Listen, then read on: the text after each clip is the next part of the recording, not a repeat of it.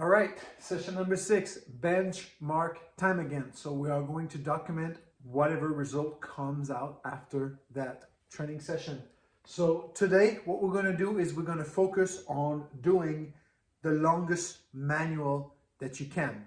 So what you're gonna do is you're gonna spend 20 to 30 minutes working on your manual. So go about 40% to 50% of your speed, all right, very comfortable, and then pull on manual and just make as many attempts for 20 to 30 minutes time and build to your longest manual.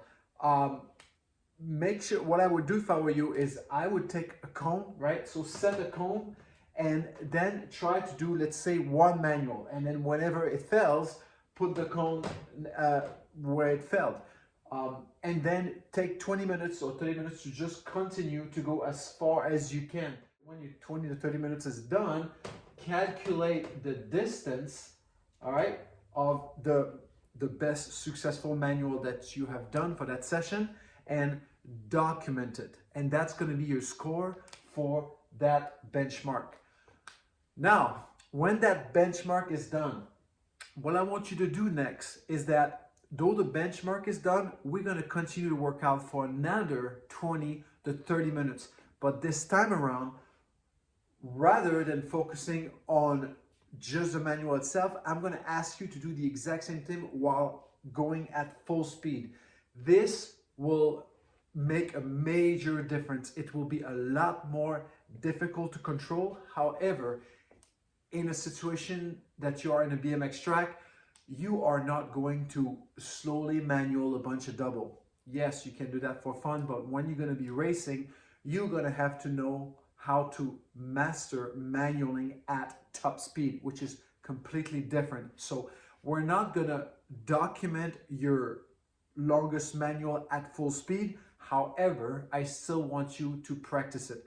So once that 20 minutes or 30 minutes is done and you have your benchmark, take a little break, get some water, turn around, and now go super fast. Accelerate, at 80% or even 100% of your max speed, and go and pull out a manual, and then just play that cone system again, all right? But this time you will arrive at your cone number 1, at your first cone at full speed.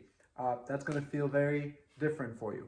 So that's what you're gonna do. Now, that's most likely for my youngest rider that are trying to understand how manual work. That's going to be a heck of a good workout for you guys on that session.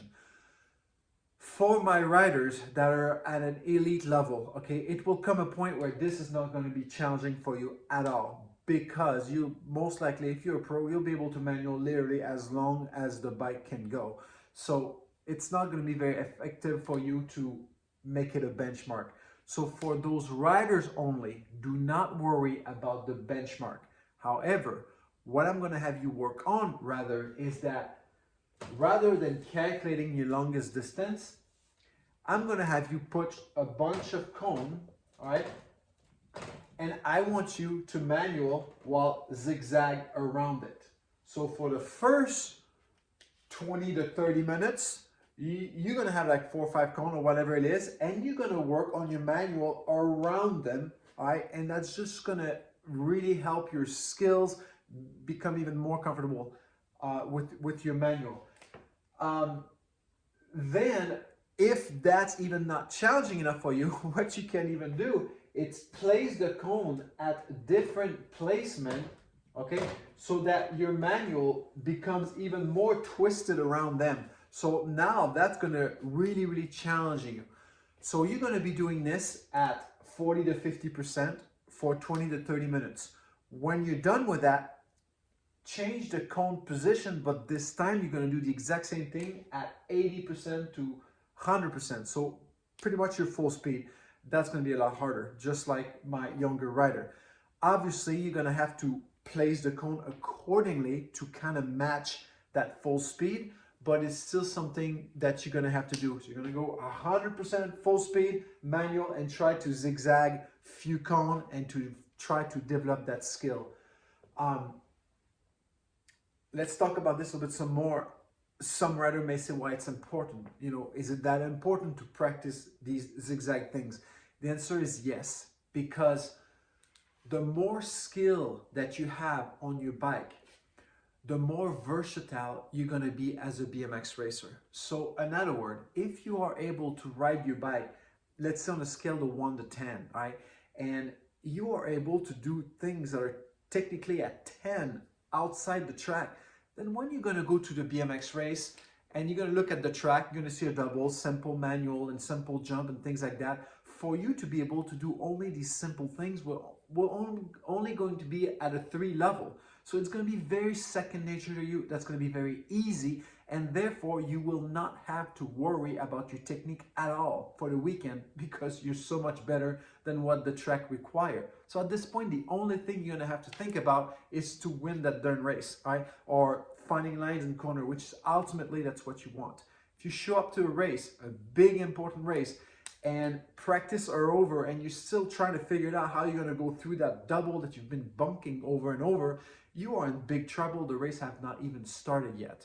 So these things are designed to enhance your skills, and especially that you do not have access to a track at this time for that day. This will be a great session for you to do. All right, good luck.